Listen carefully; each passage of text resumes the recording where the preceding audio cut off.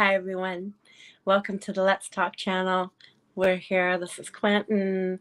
I'm Valerie Lorraine, and we are here to have a great time tonight. This is Serious Shenanigans. We're going to have some serious discussions.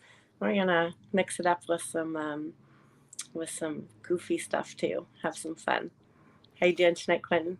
I'm all right. What's going on? How's everything? It's pretty good. Got a lot done today. Oh, okay, okay. Yeah. How's the weather? I'm having little So issues right now with my yeah, I weather. know, right? Mother Nature is like, I think she's an angry drunk. We're not moving into spring like I'd like to. It's kind of still rainy. Yeah, I was a little going through it with the weather. We had beautiful weather for 5 straight days, and now we are that with 50, 53 degrees, windy, wet, rainy, and it has definitely changed the moods around here. Well, welcome to winters where I live. That's exactly what it's like. So tell me, Oh, what you got planned for tonight? so I'm super excited because I am spending the evening talking with Mr. Witz, the poet. Hmm. He is a slam winner. He has multiple books out. He is a host. He is just a fantastic person. He's a member of the Ain't Right tribe, um, and he's there's other qualifications under his name as well, but really an enjoyable guy. Um, Great, it's going to be a great evening. Great, great, great. Well, without further ado, let your show begin. Yeah.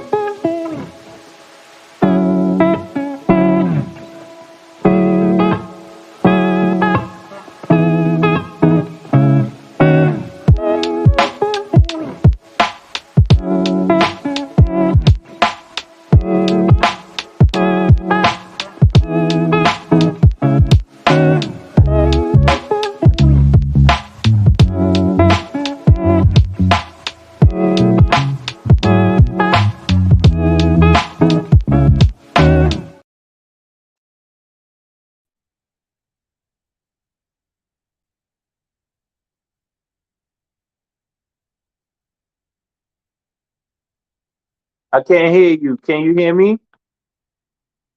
I can't hear you. I still can't hear you. We can't hear you, Val. Come right, log out and come right back in, Val. Okay. Am I coming in clear? No, no, no. You good. You good, Mr. Wiz. Okay, awesome. Awesome.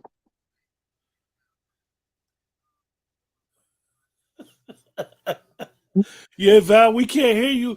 You hosted a show. We can't hear you, Val.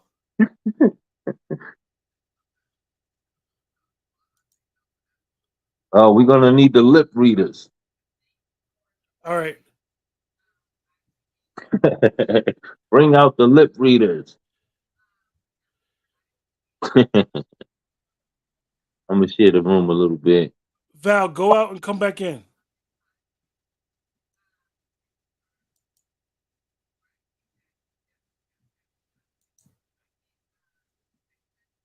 Share the room a little bit while we wait on her.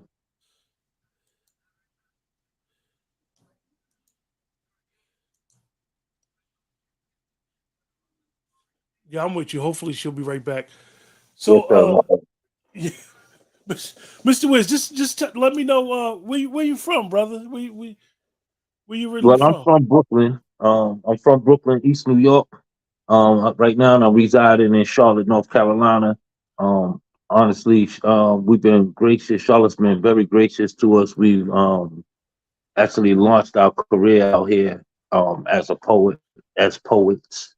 Um, so yeah, Charlotte's been real gracious to me. Valerie, we still can't hear you. You can't hear me? Oh, now we So there can. you go. We got you now. I can hear everybody. I didn't realize it was me though. I can hear myself quite fine, thank you. Yeah, I will hope so. Right? Okay, so Imagine yourself standing in front of a mirror trying to lip read. I know, right? That would be something funny. I gotta say, like, and I think I've sent you some of these videos, Mr. Witz, that NFL bad lip sync lip reading. Oh wow, yeah, it's just terrible, It's hilarious. hilarious, But terrible, but terrible. right? Oh goodness. So, you got to introduce yourself while I was muted, while I was mute. Yeah. Well, I kind of mentioned where I'm from. That Okay, was, you know, keep going. um. I want to hear all Yeah, about you tonight. Tonight is about you. thank you so much. I'm honored to be on this platform. So thank you for this space. For those who don't know me, I am Mr. Witz, the poet. Um, I'm from East New York, Brooklyn. I'm now residing here in Charlotte, North Carolina. I am one half of Granny's Boys, which is the poetry collective of me and my brother, Coach Josh Smalls. And we launched Granny Boys as a poetry entity here in Charlotte, North Carolina. So, again, I mentioned earlier that Charlotte has been gracious to us because this has been our launching pad. Um, Amazingly, I am now an 8-time published author. Uh, I have 6 solo projects. Then I'm in a joint collective with my brother, um, which is a dedication that we did for the military veterans. So that was a special book to put together. And most recently, I've been in group anthology, um, American Graveyards, which is a conglomerate of, I believe, like 47 poets, and everybody's expression, the way they feel and how it has affected them in their life. The anthology is about gun violence. Excuse me, and yeah, that's a special book. So that was book number 8 that I was blessed to be a part of. And so I have a couple things to say. A great book with a great theme for the anthology. You know, a lot of touching poetry. I can't wait to get my hands on that. I'm going to get you a signed copy there, Mr. Witz, heads up. But, Yeah, you know, really tough issue. And I know I saw the interview. I heard you share your piece and with Prada, who put out the book. And she was saying how tough it was when she was editing and reading those pieces. Very emotional. yeah, So, yeah. That whole book, you have to find. It's hard to not find relativity in it because I mean, what are we? We're 4 months into this year, and we're almost at we're coming up quick on 200 reported um, shootings, gun violent incidents, and this has not been like simple shootings. I'm talking about mass uh, shootings. So yeah, gun violence is a major issue across the globe, but definitely here in America. yeah, yeah. Absolutely, but I don't want to make that my main focus because I want to speak about like your books. So, I mean, you're a fantastic poet, which we're going to get into in a little bit. But and then you have the collective with Job, who Yes, I mean, amazing. You've got your brother, and he's into poetry as well. Two intensely um, talented wordsmiths when it comes to poetry, you know, really fantastic. I love that you guys, you know, you show up all kinds of places together on lives and in the community. And it's phenomenal. It's really great to see. yeah, it's definitely been a journey, a pleasant one, I can say. It's not always easy, um, marketing yourself or establishing yourself, period, as an artist, um, when there's so much genius in this world, right? Hmm. Everything tends to be some sort of competitiveness in order to get the attention that's deserving. But me and my brother, we came together here in Charlotte, North Carolina, and decided to um, opened the doors to our first venue, which was Say Word. It's a poetry open mic, and um, we've been moving collectively as a unit ever since. Nice. That's I think great. we're coming up on our 8th year anniversary. Okay. Wow. That's some great success there. 8 years.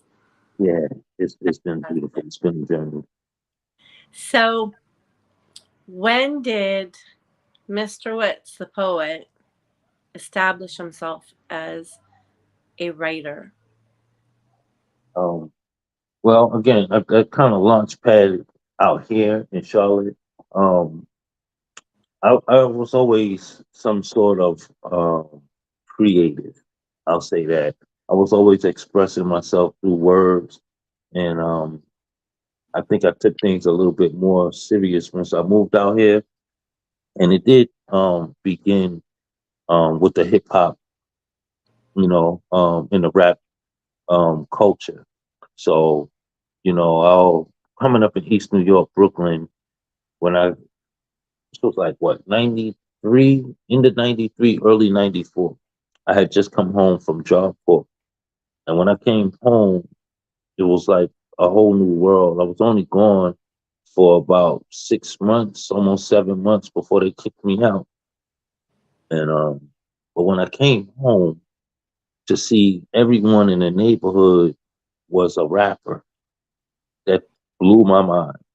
Like this is when battle rap was really on another level.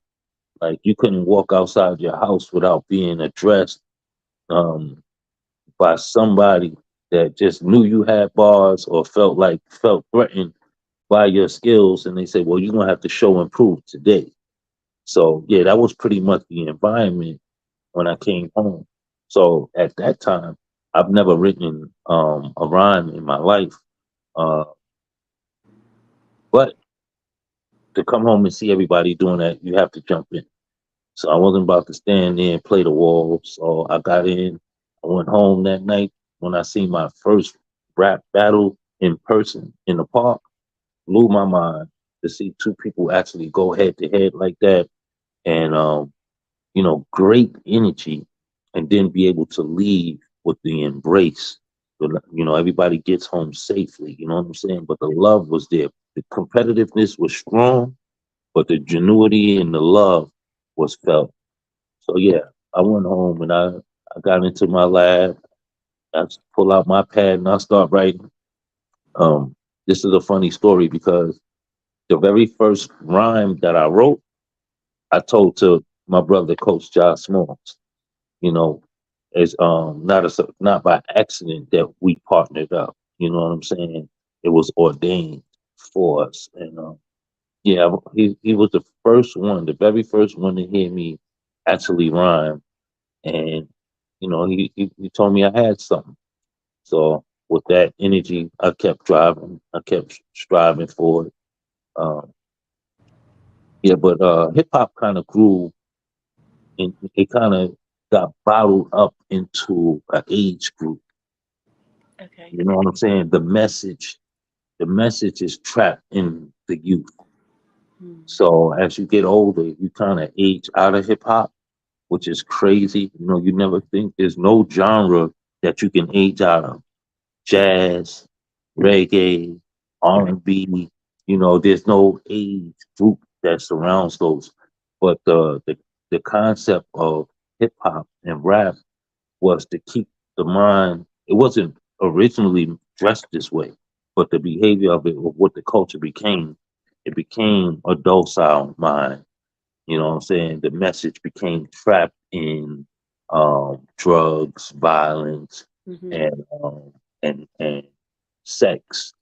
You Right. know, yeah, it got away from the conscious thought, the opening mind, and the creativeness to just explore your creativity.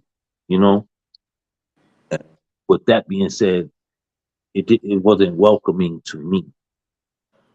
So I Right. transitioned um, from hip hop to a poet, to poetry, And I think that might have been the best thing I've done because it allowed me to be all of me, feel every emotion that was necessary when I put my words together.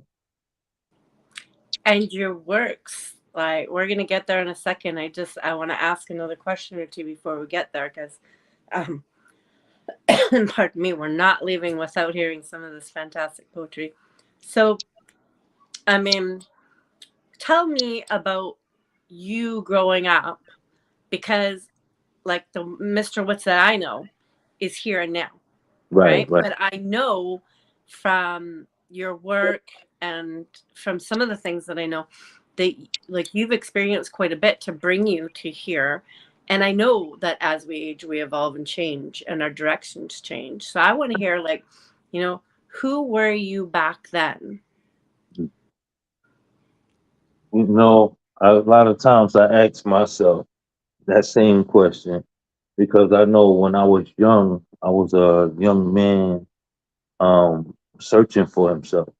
I can honestly say I was lost as a teenager because I didn't know what I wanted to do in my future.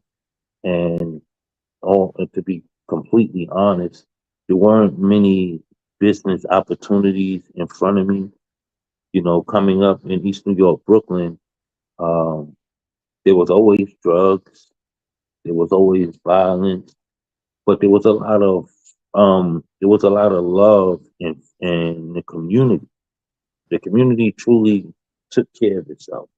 You know what I'm saying? Everybody knew everybody. Um, you know when there's a stranger amongst you, you know, and even then it can be an embrace. So it um wasn't devastating growing up, but it still was detrimental to becoming who I have become, because of the influences that were around me. Uh, yeah. Well, I think that the Mr. Wits that we all know, that you've allowed us to see, right? Um, you are very welcoming. You are very generous with your time, and you're very thoughtful, and you're spiritual. You know, you have that. Those things make you an incredible host when you're on, and people really respond to you. So, when did that transition take place for you? When did you, like, I mean, we all mature and we come to some different thoughts, but like, what is there something where you can say, like, this happened in my life and I changed this way? Or was this always you? I can't say this was always me. I went through a lot of rough patches. When I was 8, I fell on my head in the school playground playing boys chase the girls. So chasing behind these females, um, and I tried to jump down on them. Somebody took my feet from underneath me at the time, and I came down on my head. So I had amnesia when I was young, at that young age, right? So that was frightening, period, because I don't know the whole experience of not knowing who I was and the behavior, but I got the stories, right? You know, but I do know not everybody comes back 100% Hmm. from such injuries, like you can lose feeling in your body and all type of stuff, right? So I was blessed to not have that happen to me. But yet there still was a cause and effect in that change. And it took me to get older to analyze things to realize the cause and effect, right? But I went from there, um, and I might who knows how sweet of a kid I was. Only my parents can really say, right? But through my teenage years, I know my aggression built up.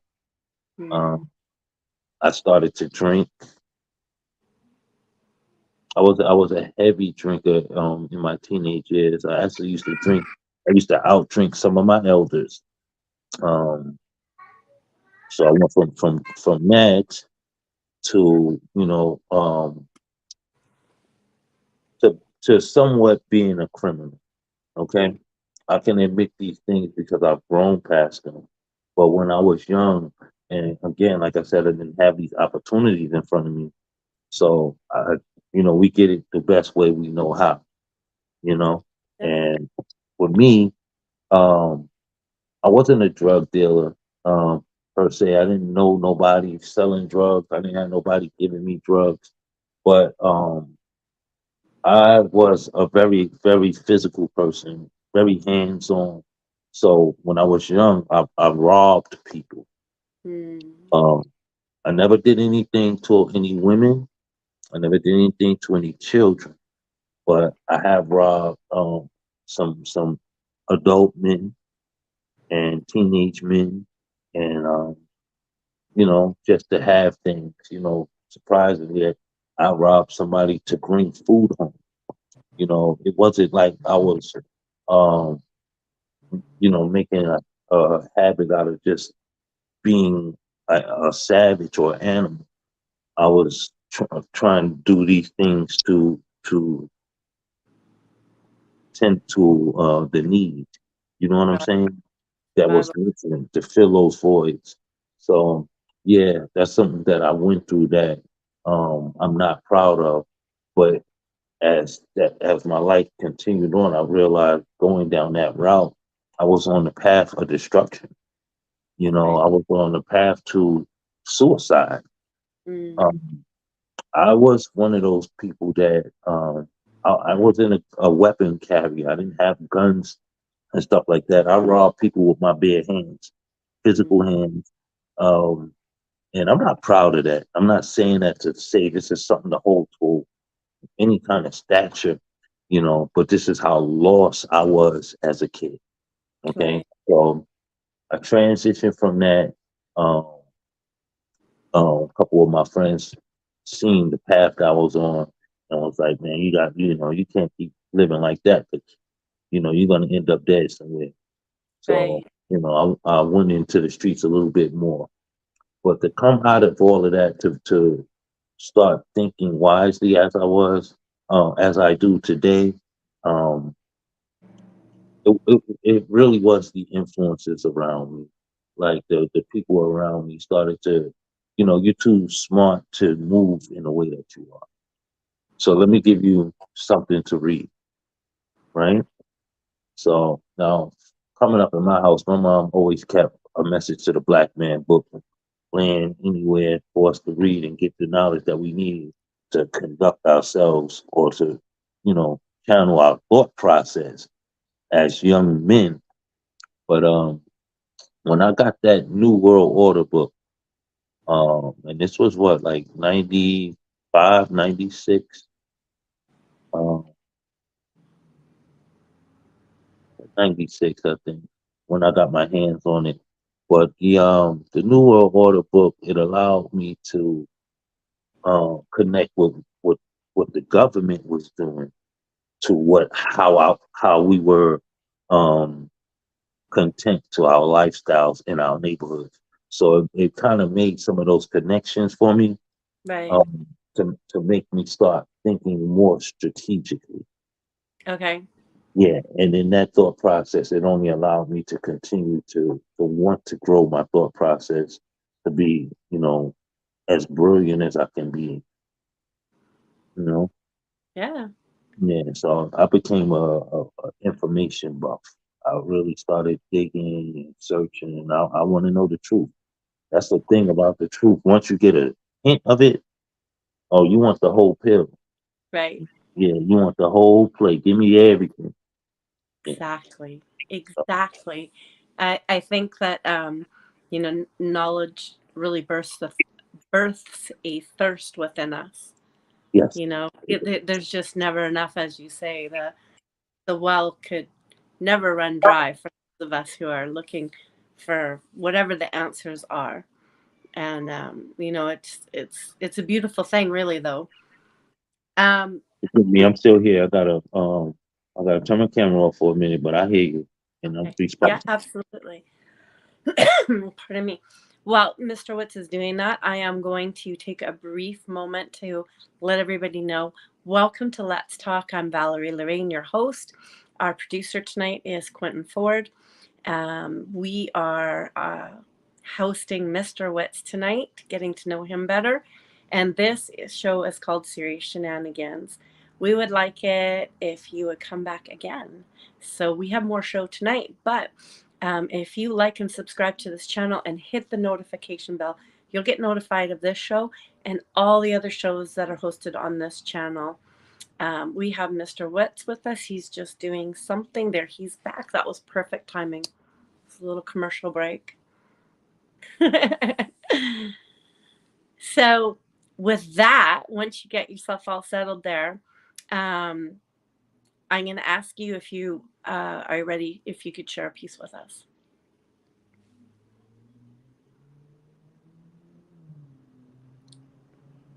I'm sorry, I thought I was There we go. I was going to say like, oh no, I was like, oh no, now his mic's not working. Yeah, I'm here. I'm here. Be honored to share a piece. Hmm. I tend to write about um reality. I really live there. Um, I speak a lot about social injustice because um, who's going to scream for these voices that have been quieted, that have been slighted from existence, right? Who's going to voice for them? So I've I've chosen um, to be the pen, the voice of the people, and I hope I do a good service. Um, this piece I'm going to do is a reenactment of the social injustice of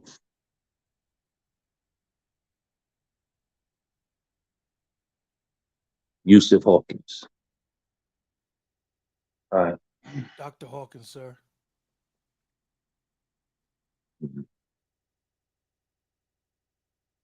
Funny how love lost of a young lady could make you want to change your batting average, make an athlete out of you, when all you know is win. But an L can push you. Amazing the influence a person can have over their peers. Type of persuasion that could incite a riot. One that could leadership a pep talk that can literally result in a blowout. You don't have to play a sport to be victim of a slaughter. You can blindly walk into your own end game. You can see how and why they chose sporting goods, diamond equipment. Killing innocent black men has always been the official American pastime. They say the attack was 10 to 30 suspected young Italian men, enough to compete and fill the bench. 7 or more, ironically, wielding baseball bats, while the pitcher had an arm, a firearm to strike out the first black male to step up to the plate, meaning their neighborhood, the field of their dreams, the home run by them. The train station just blocks away when daylight dug out their image from in the distance.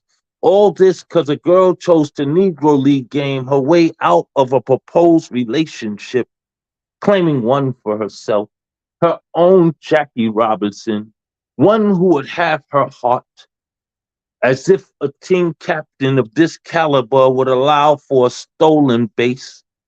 He wasn't about to drop the ball on this one. 2, 3, 4, apparently out of their league because their jerseys didn't match, meaning their skin complexion was too melanated to be from round here. So it must be them, the opposing team, the rivals that they was waiting for. And I figured to listen a little more deeply to the analogy of murder with baseball, but a brawl broke out. Bats were swung as if they didn't already have the numbers, the aggression. the home field advantage over their unexpected victims. With every attempt to beat the pants off their opponents, the seventh inning stretch of bat swung at them, a lopsided display of fists pop up as if that wasn't enough to declare victory. The pitcher drew a gun, his loaded firearm, and fired from the mound like a score to settle, hitting dead center the chest of his target like a bat catcher's mitt, as if he had trained for this his whole entire life. The final strikes, one that will pierce directly into a heart. Game over. A 16-year-old black teenager was shot and killed after he and his friends were attacked by a mob of Italian men fisting baseball bats, one with the pistol. The ringleader, actually, who deliberately took away his life at a press conference. The homicide victim's father had this to say: he died because of what I did. I'm the one that gave him his color. He died because he was black. Some of the darkest words to be heard from a man in reference to a son. Darker than his complexion, blacker than the clothes of his eyelids, even. I could still hear his heart tread. I could still hear his heart. I could hear his heart tear into shreds of confetti with each syllable he spoke, knowing he'll never hear his son's voice again, other than a mind trick inside his head. I could still see his melanated fist banging air, his stomach full of there should be more time on the table. I'm sure he could have said a packed rat mouthful of undigested hate and choked up blame, yet he regurgitated his soul out onto the floor, rose up his son in the bear of his cross, sacrificed himself to a heathen judgment in the claim of the life of his teenage boy. No father should ever have to bury his son. It's like watching you put yourself into the ground. You don't know death till you lose the fruit of your loins. He died because of what I did, he said. I'm the one that gave him his color, his spark, his demeanor, the sensation on the eye he reflects that emits his light from inside. He died because I put my armor off on him. I knew that there would be wardrobe issues, many of which I faced myself inside tailored eyes who denied their envy. I expected him to do his time as a man, eventually married, raising my grands, in bed with his plans, a successful black man. I never nightmared it to be a death sentence. Knowing the imprisonment would be a life sentence, I trapped him inside the cells of his skin and he died because of what I did.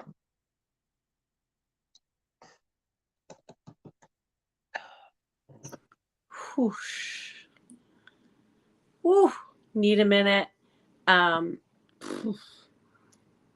you know, this is what I love about your poetry. It is, of course, it's entertaining, but it is so emotional. It is so effective of the message that you are trying to get out to people. And I think it's also got an educational component to it. You know, things that maybe people forgot about or never knew about or didn't come to realize the significance of it at the time. Maybe they were too young, Yeah. you know, or you know, maybe like myself or like some other people who I know are in the room. Maybe they're from a different country, Different uh, reasons. Yeah. different You know, place where they're not up on all of the news on this. So, you know, and you know what comes to mind too is you have a piece that I recall from some time ago, and it's completely educational in the fact, like you were talking about the chair being made out of the hair of the slaves. oh yes. That's in That's in my fifth book. Mm. Yeah, that's in my fifth book, Two Generations from Slavery, Volume Yes. 2. Um, yeah, Incredible. Cotton Hair of a Flowered Chair. Another true story. And I tell these stories as hard as they are, and I try to make them palatable so that they can be digested by the receivers. Um, because who's going to tell them, right? Who's going to voice for these people? It's like you said, when you're in a whole nother region, you don't hear about Michael, you don't hear about Kevin, you don't hear about these people who are right there dying every day. You hear about what's around you, but again, we're we have less days counted this month. I mean, this year than we have actual shootings. Yeah. You know, It's like, and that's just ridiculous. How does that work? How do we coexist like that?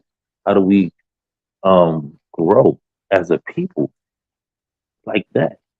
So yeah, telling these stories are hard, but that one hit me because I was when he was 16, I was 14.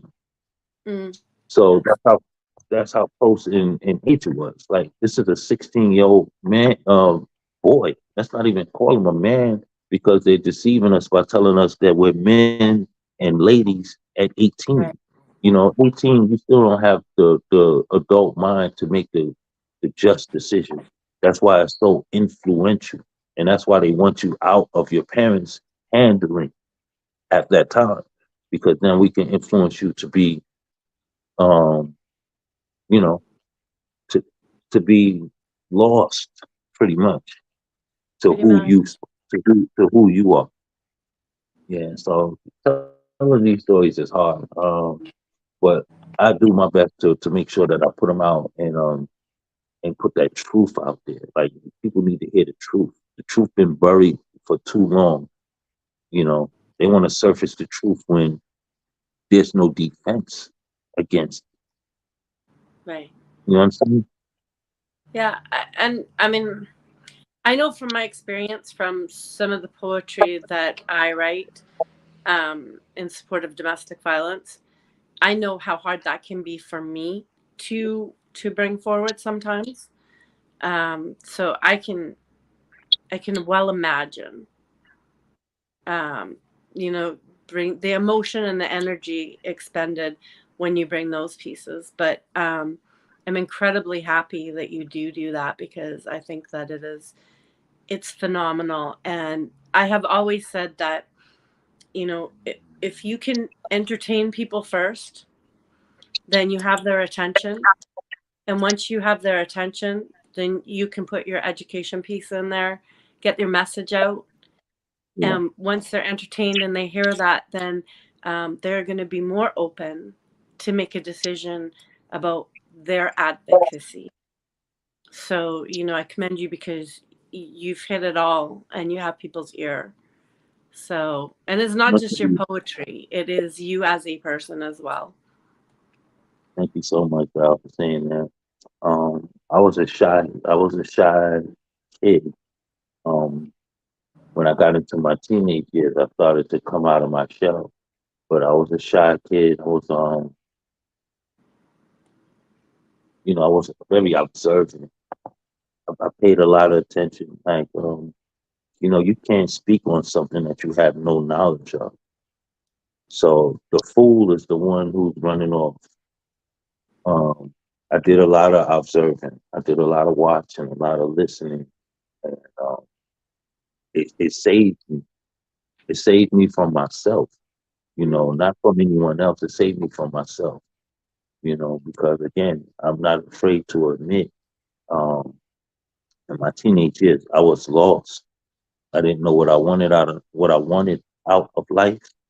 right, Uh, I went to Job Corps. I messed up with them. They kicked me out, sent me home. Um, I didn't know where to go. I didn't have job opportunities in front of my face. I wasn't going to go pack no bags for nobody. You know what I'm right. saying? Um, you know, I couldn't see myself um, being that humble at that age. I had too much built up on me. I had so much aggression that I didn't realize was formulating, and it was because I wasn't happy. I wasn't happy with um, the way things was.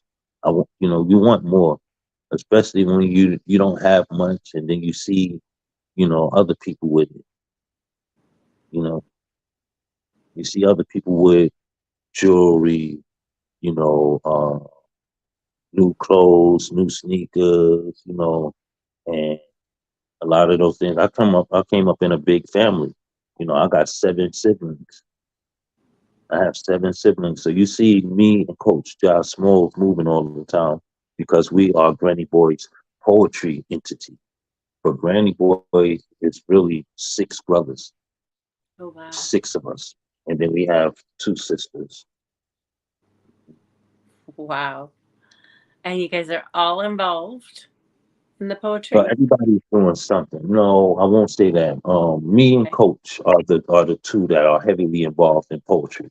I have one that's heavily into hip hop. He's been brushing shoulders with a lot of rappers, Jada Kids, The Logs, Slick Rick, Oh, wow. just a lot of people. He's really, really in the mix right now. So I'm wishing him the best. That's my brother Benny Bermuda. So check him out. I have another brother that's here in Charlotte as well that has his own basketball league. So every summer um he runs this basketball tournament, which is super amazing. I mean, they give out rings to the champions and everything. Nice. Um he's the first league that I will say that's like just an urban league that I've seen giving out rings. Everybody give out trophies. Mm-hmm. You know what I'm saying? So you win, you get a trophy, you might get an MVP, you might get team trophies, but he literally gives the championship team, they walk away with rings. So yeah, I'm proud of him Yeah. and he's the baby boy. He's the youngest of the brothers. Wow. So, he got the opportunity to sit back and Yeah. take in everything that was being done ahead of him. So yeah, he moved wisely, and I'm proud of him. Um, I have another brother that's both of my other 2 brothers, they both do hip hop too, but the one that I just mentioned with the basketball league, he does clothing as well. Okay. All right, he do the jerseys for all the teams, and then he got his own clothing line, So True clothing line. So he does that as well. Um, Which is a perfect segue because you have a clothing line. yes, well, I have several. I Yes. have I have several clothing lines. It started off with Granny Boys clothing. Um, but I have Transit, Subway, Iron Horse. I have Who Naked up in here. Mm. I have honestly, I'm probably working on 9 to 10 different clothing lines. So I do everything myself. I make the designs, I make the clothing, and I package them and I sell them. So there's nobody really aiding me in this on that part of the journey. Not saying that I can't use the help, but I've been really, really fighting to be self-sustained. Wow. Incredible. Incredible. That's the one thing that I love about this show. As you know, it is new. This is the second episode, but I love being able to spend this time with the guests and get to like really know them because as you know, the kind of hosting that we do, not that we want to rush people through, but we have to watch the queue and who's next and make sure like, if you have a big queue, then you kind of do have to push people a little bit. Yeah, So you're trying to get as many people through. So you don't really get any kind of in-depth conversation with them. Even if you do have a little extra time, you still don't get into the depth of it. So Yeah, that's the one thing I'm really enjoying about this show. And then to end it with the shenanigans. But yeah. um, I love it. I love it. I know, right? So you know what? I'm just like so in awe of everything that you take on. And you also have journals, right? Yeah, So I collectively do have with another group. gotta think 40 writing journals. That's So incredible. yeah, it's 40 different writing journals that range from um personal diaries to writing haikus to writing storyboard to I have journals for autism for Okay. you might want to keep a log of behavior so that you know um how to treat someone with these difficulties because Mm, it's not easy. And I know as human beings, we get frustrated with the things that we can't change and fix. So it takes a lot of patience. So I designed that book with that in mind, hoping that, the things that you jot down in those days can either be happy memories or they can be habit forming for change yes. to bring happy about, right? Absolutely. Um, I have breast cancer awareness journals. Um, yeah, it's just different things that's important, and I think if we pay attention to it a bit more, then then we won't be victimized so much. You know, Very true. a Uh, lot of times we do it to ourselves. yeah. You You know? know, the very first part of change, as you know, is becoming aware, Yes, right? yes, So, reflection and why does this happen? And, I mean, you can't change a behavior that you're not fully aware of. right, right, So, so and that's I the love biggest that thing. idea, being able to journal through it and just say, like, this is what I'm seeing. Oh, okay, there's a repeated behavior here. I love Right. that. Yes, Fantastic. thank you. And So I just want to, before we go any further, I've been watching all the comments and people who have been coming through to support this show, but definitely Mr. Witt's here. So I've seen Denise, I've seen Justar, I've seen Rainier, I've seen a few other people in the room. So thank you so much for coming through. It means the world to the all of Lord, us. yes, Yeah. Okay, so I want to get you to give us another piece, and then we're going to chat a bit more, and then I'm okay, going to get you another piece, and then we're going to do some shenanigans. We're okay, going to get awesome. we're going to have some fun before we say our goodbyes. I'll do this piece by because you requested it. This is the cotton hair of a flower chair. Okay, This is the okay. name of the piece. There was an image of a 200-year-old slave master's chair sent out to be refurbished, and the refurbisher found that the chair was so well structured that the wood would last forever. But when he looked underneath the cotton of the seat, he found what he could never in life expect to see: the collective portion of human hair padding the cotton that would disguise it.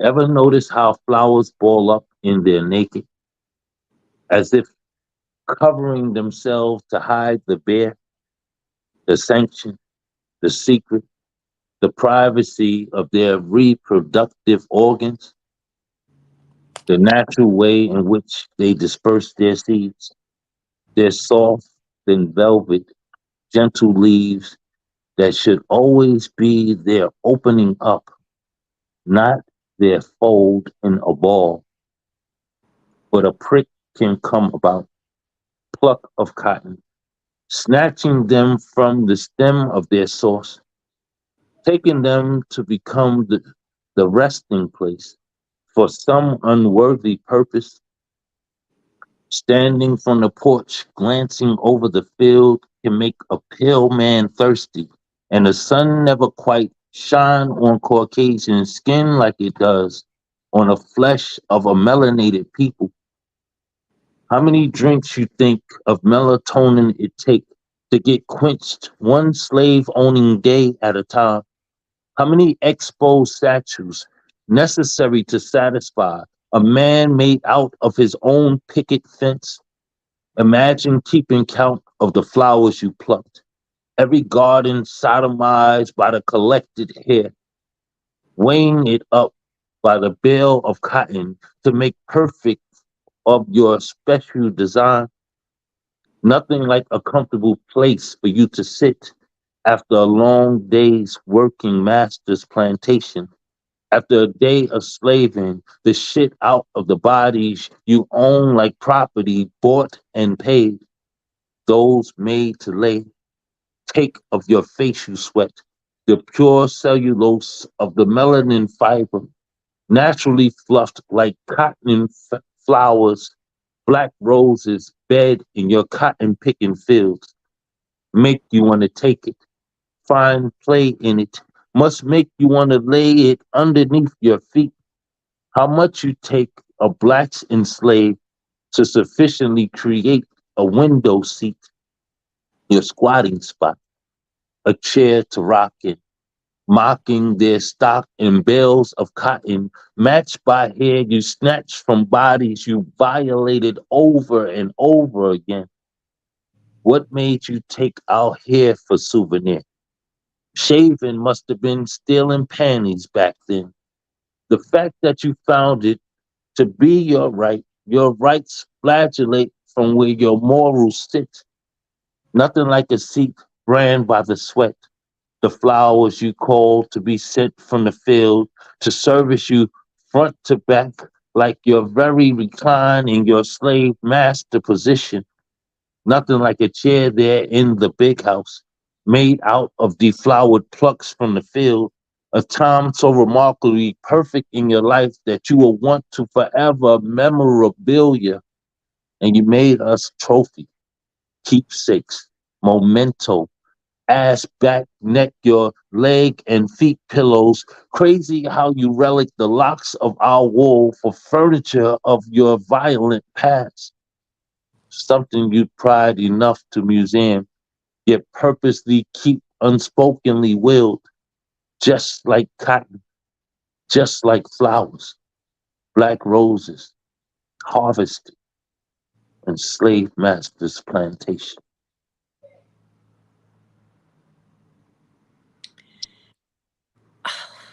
I think the biggest takeaway for me for that piece was how I've never forgotten that piece. I mean, of course, not every single word of it, but the I remember a few of the standout lines, and I remember the whole gist of the piece. And I think I probably heard that. I mean, I'm gonna say it's probably approaching a year and a half ago at least. It's been a while. I haven't said it in so long. So when you brought it up, it touched me. Like you said, you don't know how you affect people with your messages, right? Right. You, but once you put them into the universe, it's hard to unsee, right? It's hard to unsee something. So like, you know, um, I hate to draw this to the point, but George Floyd, you know, that was literally um, a visual lynching, a global lynching, a public lynching for the world to see. Um, and, you know, the majority of us have never seen someone die before, you know. Yeah. Um, I can't say we haven't seen the dead because we all have been to a funeral or a wake. We lose family members repetitiously. That's part of the life cycle, right? But to see someone dying or Mhm. being killed, not just dying, but Right. being murdered, Right. um, though we didn't see blood all over the place, it's still something that can't be erased. You can't unsee that. Yeah. You know, I try to make my messages that vivid. Um, not that it make you, not that it give you nightmares, but that it stay in your memory. Um, so that we think, so that we think before we act. You know, take this recent shooting for example. Um, how you shoot someone for ringing your bell, for knocking on the wrong door. Yeah. You know, ain't no way, ain't no way, because you have delivery drivers. Okay, you got delivery drivers that's gonna come and drop a package. You're not gonna know them, so you're gonna shoot the delivery driver too. You know, I think D.L. Hewley said it the best. You know, if if someone can come to your house on purpose or by mistake and die on your doorstep, then Jehovah Witness are in trouble. Uh, their lifestyle is threatened. You know what I'm saying? Because this is how they pass their message. They come Right. to a stranger's home. Yeah. I mean, I think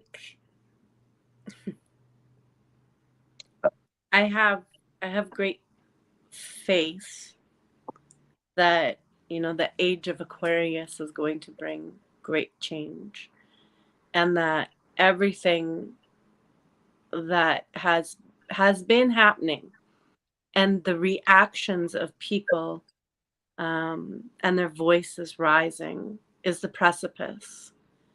You know, change change usually happens at a breaking point. It's very sad that a lot of the times it has to get to that, but change rarely happens without that tipping point. So, I feel like I feel like, how much more can we take before the change actually starts to happen? Right. So, you know, Well, it's changing. It's change happening um because we're bridging the gap. hmm All right.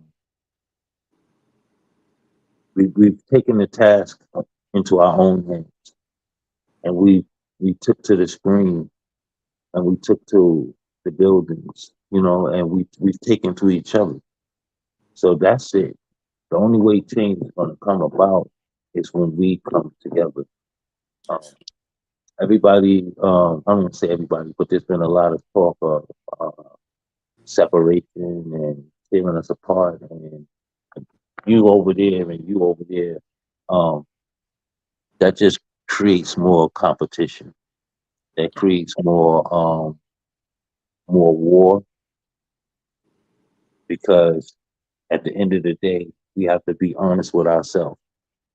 If this if the US goes into a fathom, okay, the people are going to turn on each other, because people ain't taking care of each other. right, And if you have a house full of food and there's no food in my house, guess what? I'm gonna knock on your door politely at first, right, but when you don't let me in, then I'm gonna force my way in, right? That's just the mindset of survival. yeah, That's just survival. hmm We're not growing anything of our own. Everything is being supplied to us in these stores. yeah, And the moment they tell us there's a shortage, we go into the store and we buy all of it.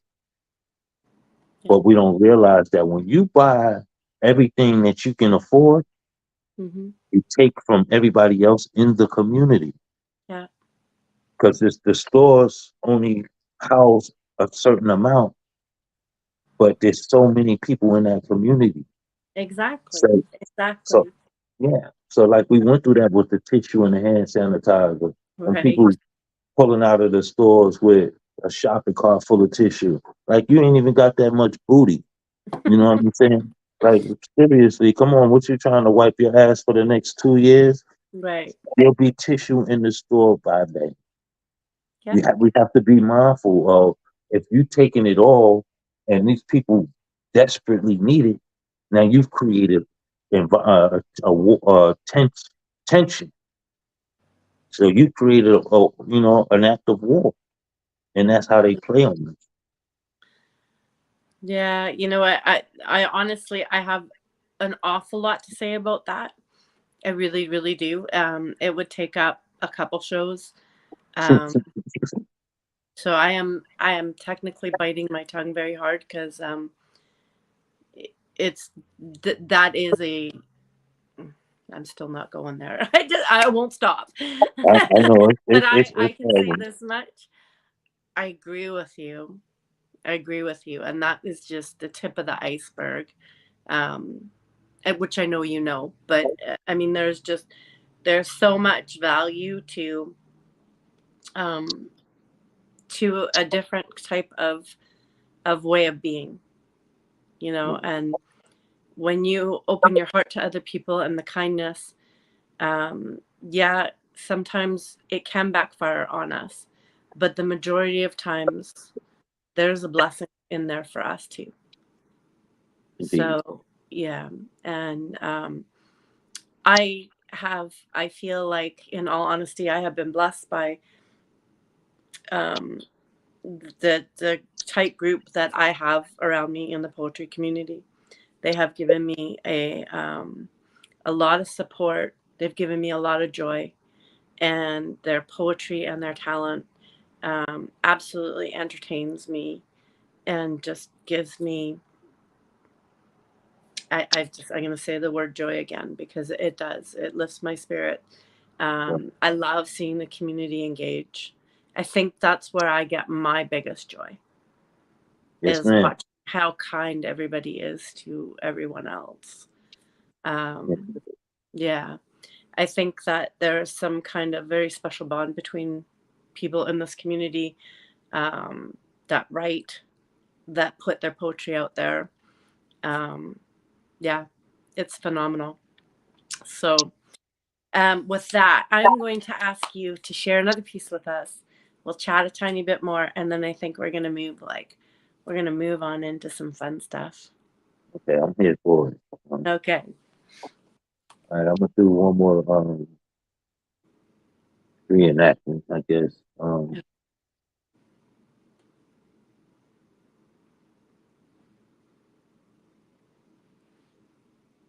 I haven't done this in a while neither. This is the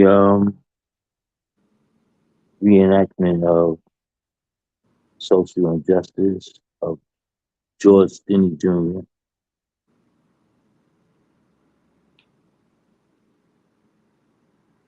It was a lifetime ago. I remember it like the last day. Playing with my sister in the yard was the most we can do back then because wandering too far from home was as dangerous as lamb straying away from the youth. It was a lifetime ago. I remember it like the last day, the last time me and sister played, the first time the neighbor's daughters approached us. 14 years of age when they asked me, do I know where they can find some flowers? Although I told them I didn't know, that wouldn't stop their search. They said they knew we're somewhere, down by the train tracks. That's what they told us as they headed to their home. That night, we got a visit, an urgent knock at the door. Two young white girls had reportedly gone missing. I told Dad I had seen two girls earlier in the day where they said they were headed. My father, skipping supper after a long day's work, set out to help find those missing girls. It never crossed his mind that skipping the meal meant he may never get to break bread with his son again. The next morning, another visit. Two white police officers. Mom was visiting her sister while Dad was at work. To their serendipity, for it was me they wanted to talk to. He told me they found me. the missing girls, right where I said they would be. I had no bearing of the weight of their words at the time. I asked if they were okay. One said they were dead. Both poked in the head with a railroad spike. You're in a lot of trouble, he told me. The racism in his eye stabbed at my life from the moment they arrived. Rushed to the ground, they handcuffed, took me to the jailhouse, charged me double homicide. I remember it like the last day, the last time 14 was considered a youthful age. 81 days later, in a trial by jury, the officers insisted I confess the crime to them. My parents, threatened by an angry mob seeking vengeance, weren't even allowed to be in the courtroom. After a 3-hour trial, I was found guilty. The all white jury deliberated for a lengthy 10 minutes before sentencing me to execution by electric chair, scheduled for that very same day. When they couldn't strap me in the chair properly, they decided the Bible I was carrying would make for good leverage. My family had not seen to my deceased body, charred from old smoke, was placed in open coffin. 70 years after, this lawful injustice that took away my life was cleared in exoneration. If only they could reverse my death like them charges. I remember it like the last day. The last time 14 years of age was innocent.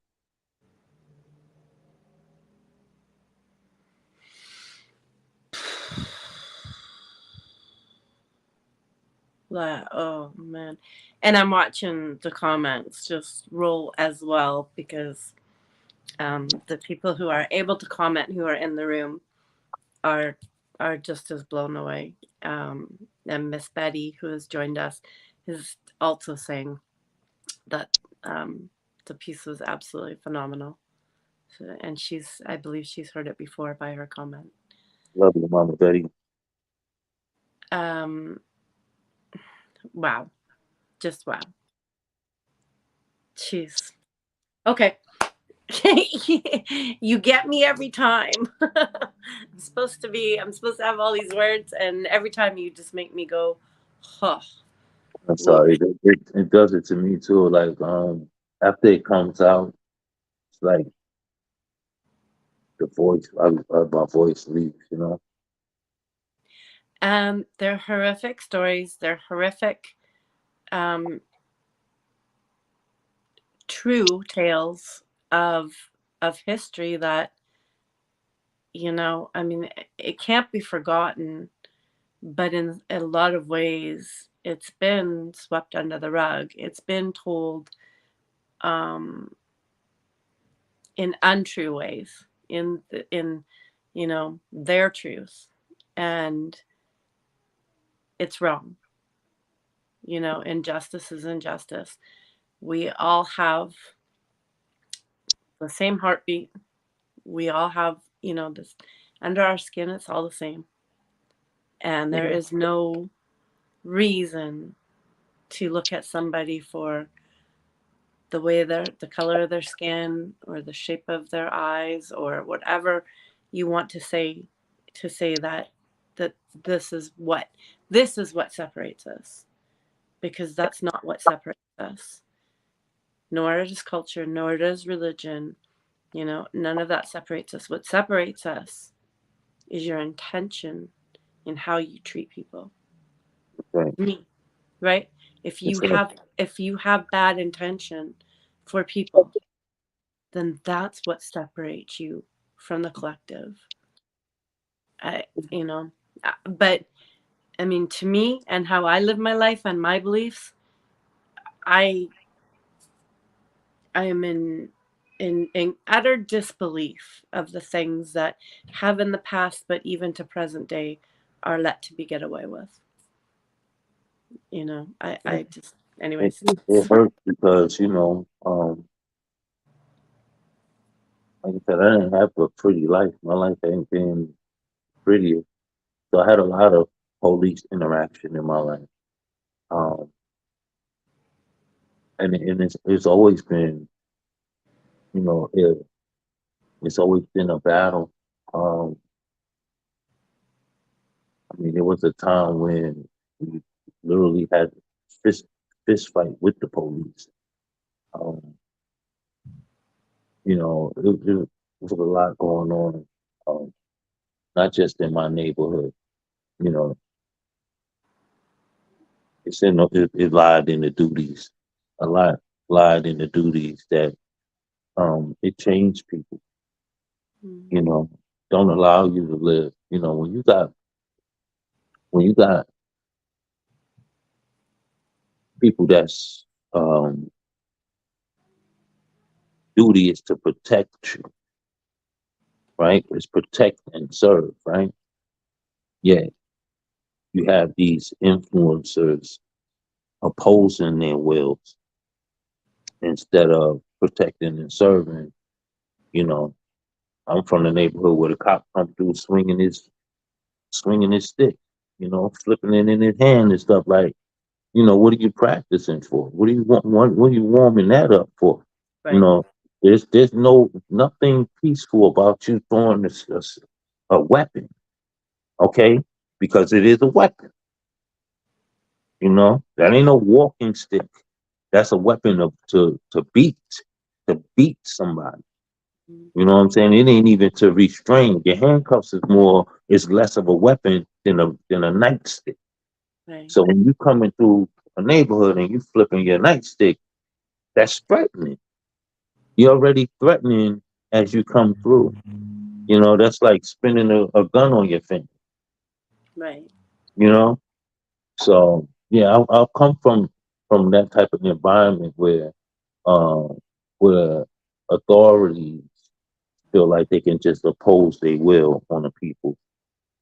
But I come from a rebellious people as well.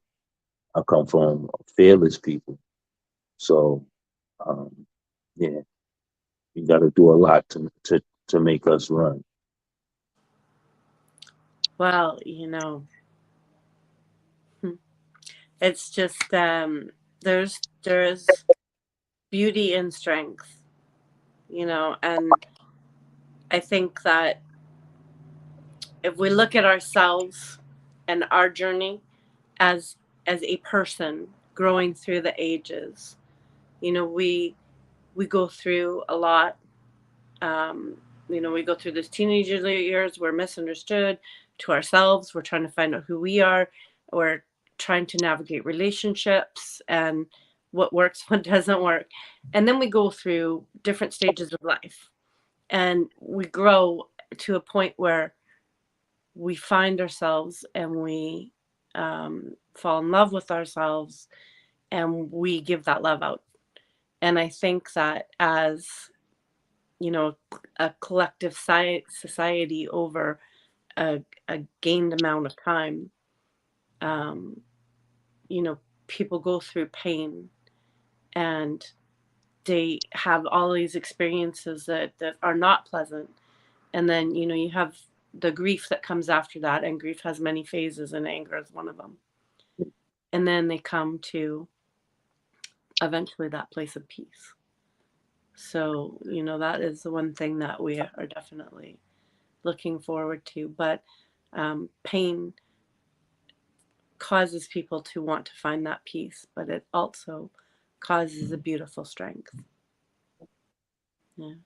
I'm grateful for my family. I've always played a role in my nieces and nephews' lives, Mm. um, especially when I was young. Um, I was the guy who may not be there, but I'm always going to show up at the birthday, bearing gifts. You know what I mean? Um, when I had my first son, Um, he'll be 12 this year, so 12 years ago when that happened, I changed again. Yeah, uh, I didn't think I can melt the way he melted my heart. Um, I was there in the hospital in the delivery room for both of my children being born. Um,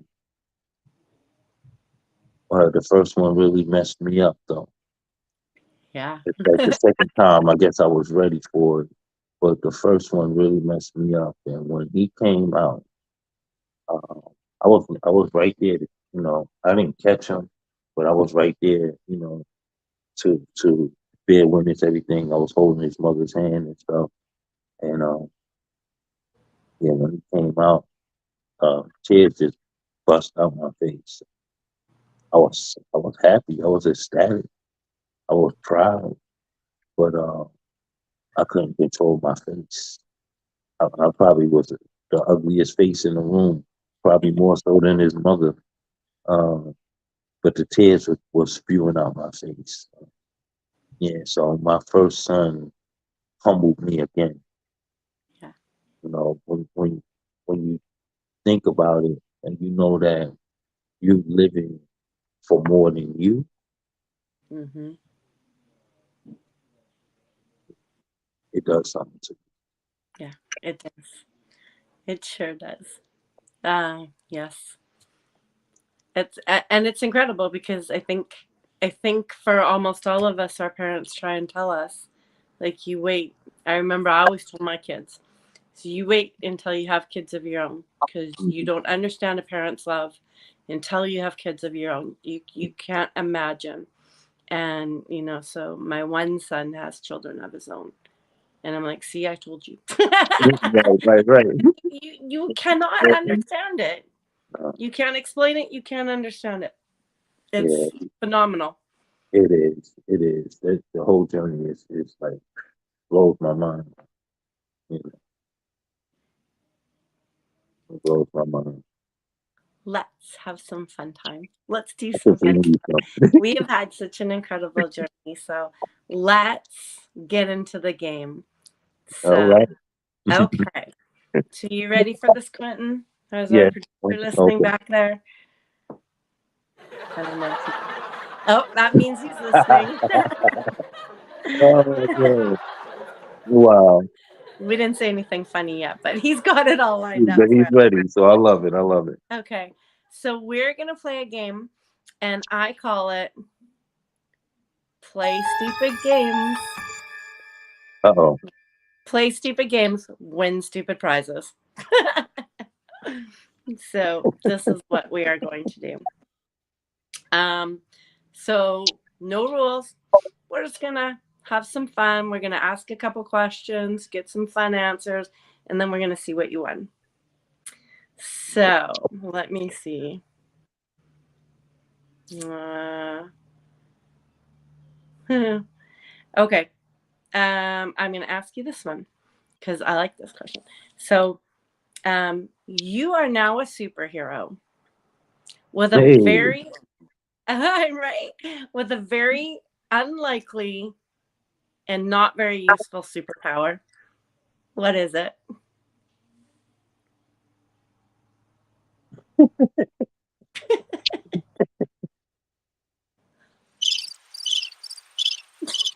I guess I would have the power to make everything move in slow motion. I slow everything down. Slow motion. That could be fun. Yeah, slow everything down. You know what I'm saying? Not except me. Like I will be able to move at regular speed, but everything I just slow everything down a little bit. I maybe Enjoy. walk over and see my son about to knock something over, and I just go and move it out of his way for him.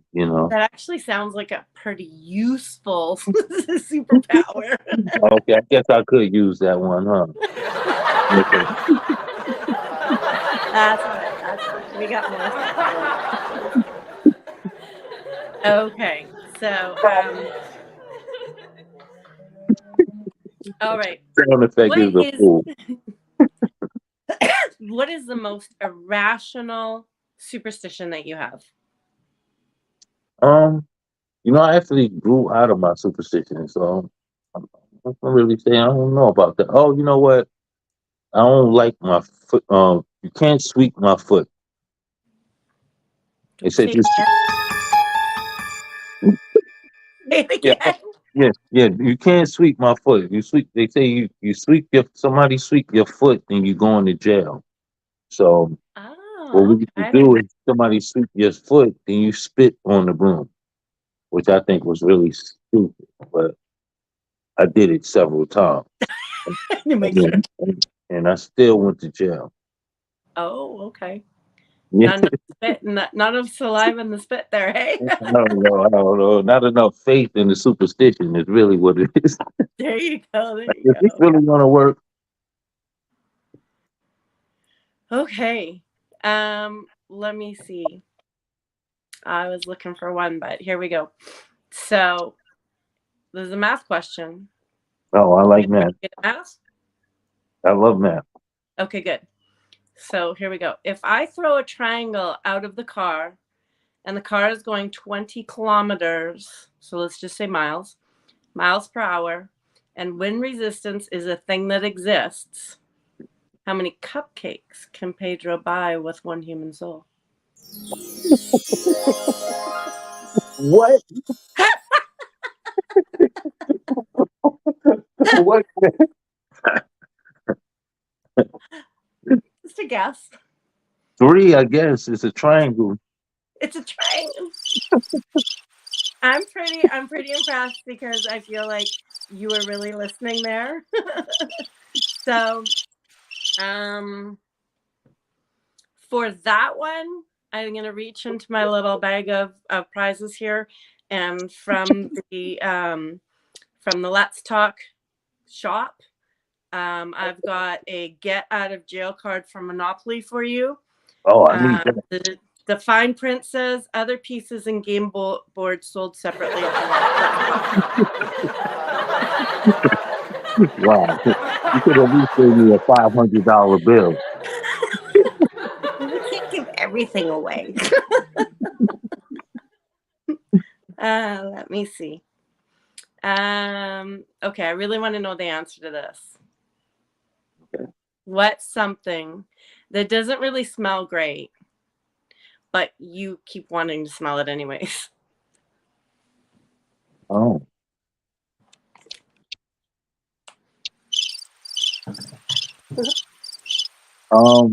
This might weird some people out, but sweat. I'm a very physical person, so I like to smell the sweat of my counterpart. That doesn't, I bet you that's like, I don't know about that noise. I bet you that's like, if we were playing Family Feud, that would be on the board. All right. So again, I'm reaching into the prize bag here, and we have a slightly used Mother's Day card, dated 2012 for you.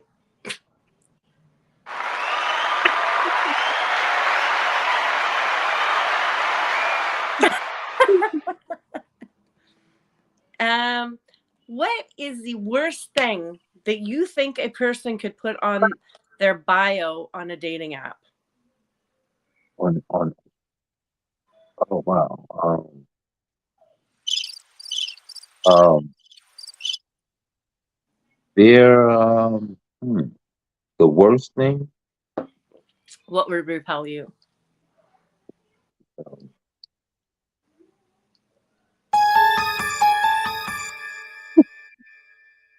I don't know, maybe a underlying illness. Okay. Or definitely like, oh, you got what?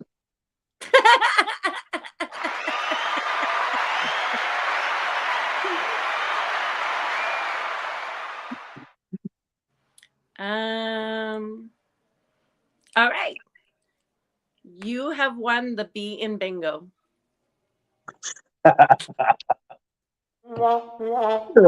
There's four more letters to go. Okay, right? Um, Is it a capital B? it is. Yes. um, what song would make the best themes music for you? Oh, for me? Yeah. Um, don't judge me. Don't judge me, because you know I gotta come in the room and ask who naked up in here, Right. right? So to counter that, I would need that. There's some holes in this house. There's some holes in this house. There's some holes in this house. There's some holes in this house. Okay, you want to double down for a bigger prize? Yes, please, please. Okay, good, good. Okay, there are three things you could buy at a grocery store to make the cashier give you weird looks. What are they? Um, condoms. Um, adult Pampers. Uh, antifungal cream. That was a very good answer. Oh, you think darkness is your ally? You merely adopted the dark. I was born in it, molded by it. Okay, Yes, I so love that. I love that. Bane was my dude, man. I here we love. go. You want to know what you won? Yes. So you have won a needle in a haystack. Let's Talk is not responsible for the needle being lost or damaged in transport.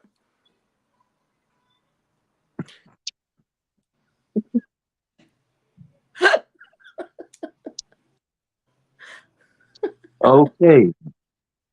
Why don't you just give me the straw? I'll What am take I? the haystack. Just give me the haystack. Well, the needle comes with it. Just if it gets lost or damaged, it's not our Look, I'm fault. gonna poke myself trying to spread that hay in the yard. Well, I don't know how much hay we can ship, but that's. Here we go. I got one more for you. Do you have okay. You are now banned from the local library.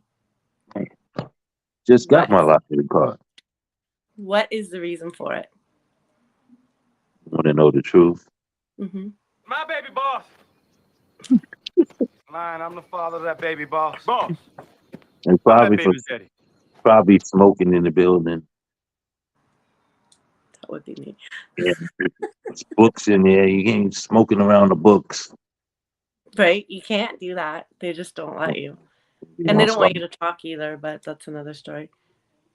All right. So we have a book here for you that we're going to ship, but Let's Talk says that you're responsible for the shipping and you're also responsible for the library overdue fees. I I thought you couldn't were get going to tell them me to I was cover that. responsible for writing the book. Wow. I can't get them to cover that. I tried as I might. But, it's only like since 1991. It should be Wow. Like before I went to Job Corps, right? I think like, back then the book still had that paper in it that you had to get it like yeah. punched. And you had to get that card punched or The something, card, right? right? Yeah. Hey, Wow. we've had lots of fun with you here. Getting to know you, having that deep dive, hearing your amazing poetry, having a little bit of fun with you with the jokes and stuff. Um, is there anything that you would like to leave us with? A man must have a code. No doubt. Well, I'm big on community, and I'm all about that. So, like, I think we had um, enough things to tear us apart, enough ways to find um, ways to compete and battle with one another. I really want us to focus on unifying. How how do we build our community stronger? Um, not just our poetry community, not just our neighboring. What's up? It's not just the people who are neighboring in us. around our homes. But I mean, everything that you can touch, because we have opened up the world to where we're really across country talking to each other. All right, so we can create a cross country change because we're talking, we're communicating, we're opening windows um wider than any politician. All right, so we can bring about collective change in behavior and the way we support one another as well. So that's the biggest thing that I would like to see is uh, us continue to sharpen each other, make each other stronger, and pull the genius out of each other, but not in a competitive mind frame with the togetherness that we were born to have. And we give it Yes. back to you, the people. You got a little audio going there. I was I trying to love figure it. out I what love it. I love it. You know, I just want to say that um, I'm going to suggest that we've known each other probably around a year and a half. But I just am always drawn to you because I feel like we have some of the same values. Um, I know that we host shows with the same mentality. Um, your poetry leaves me speechless, which is pretty hard to do for anybody. And I I just there's a few people in our community who give me warm fuzzies when I spend collectively time with them, and you and a lot of other members of the Ain't Right tribe, they qualify. So it was absolute pleasure. I'm gonna whip another prize out of the Let's Talk play stupid games, win stupid prizes. I I probably get my hand smacked for this, but we'll have to get your address and everything after so I can send it to you because we have an Amazon gift card worth 10 cents. So thank you. I love You you done so fucked up. You know much. that, don't Let you? me tell you, you are me. No. I I You know see. mean, what I'm saying? I no. I we thought go No, so, you know what I'm saying? That you done fucked up now. You know that, don't you? we sometimes we just go break the bank like that. So Look, I um truly love you from the moment that you introduced yourself to me. From the moment that you came into this community, um, you have been nothing but blessing. You have been nothing but um, raise a son. You know what I'm saying?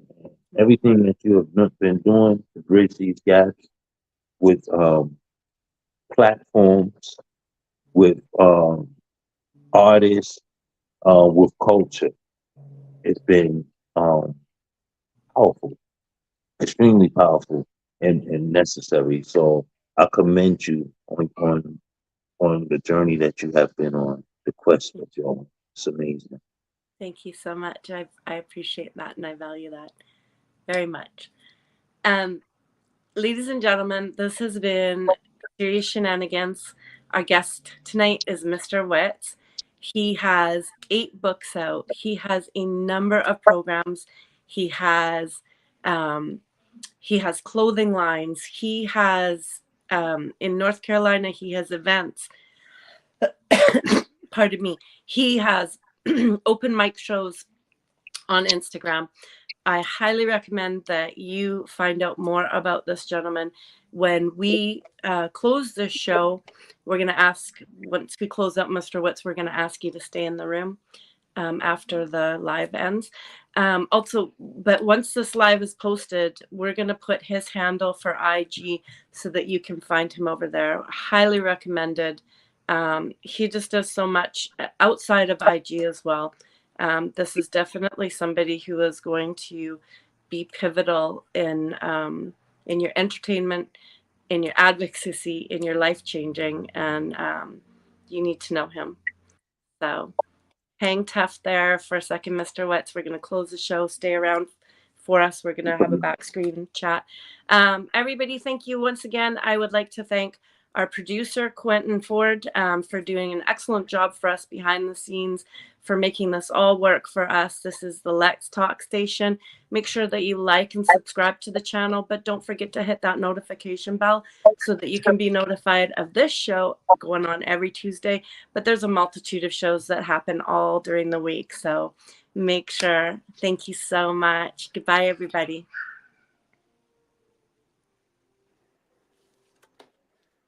Hey, Quentin, wake up. From here on, nothing goes down unless I'm involved. No blackjack, no dope deals, no nothing. A nickel bag gets sold in the park. I want in. You guys got fun while everybody's on the street. He's having fun pressing all the buttons.